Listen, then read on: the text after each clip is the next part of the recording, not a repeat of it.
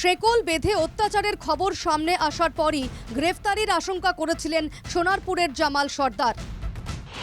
মঙ্গলবার দুপুরেই প্রাসাদোপম বাড়ি ছাড়ে জামাল। পাঁচিল টপকে বাড়ি ছেড়ে পালিয়ে যায় জামালের স্ত্রী ও ছেলেও। ঘুটিয়ারি শরীফ এলাকায় শ্বশুরবাড়ির কাছে কোথাও একটা থাকার পরিকল্পনা থাকলেও সেদিন জঙ্গলের মধ্যে রাত কাটায় জামাল। ঘুটিয়ারি শরীফ স্টেশন থেকে ট্রেন ধরে বিধাননগর স্টেশনে নামে জামাল। সেদিনটা কাটায় বিধাননগর কমিশনারেট এলাকায় এক পরিচিতের বাড়িতে।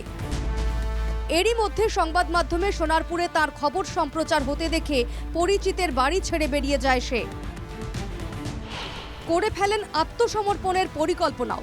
বৃহস্পতিবার সোনারপুর থানার কাছাকাছি মিলনপল্লী এলাকায় সে চলেও আসে, কিন্তু তার আইনজীবী তাকে আত্মসমর্পণের বিষয়ে মানা করলে ফের এলাকা ছাড়ে জামাল। এরই মধ্যে নিজের ফোন পরিবর্তন করে নেয় নতুন সিম কার্ড।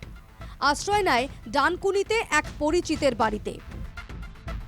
স্ত্রী ও সন্তানের জন্য চিন্তা হচ্ছিল তার। তাদের কোথাও একটা নিরাপদ আশ্রয়ে রাখার পরিকল্পনাও করে সে। এই কারণে শাশুড়িকে ফোন করে নিজের বিপদ বাড়ায় জামাল।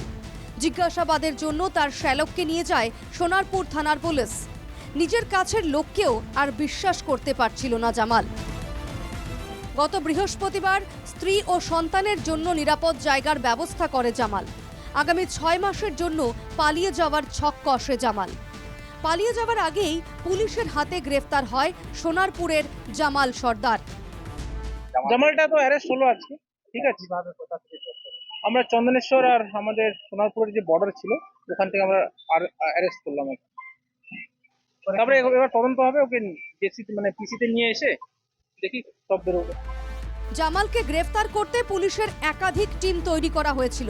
সোনারপুর থানার আইসি আশিস দাসের নেতৃত্বে একটি টিম শুক্রবার সারা দিন নানান জায়গায় তল্লাশি অভিযান চালায়। তারাই শেষ পর্যন্ত জামালকে গ্রেফতার করে। Bureau report, NKTV Bangla.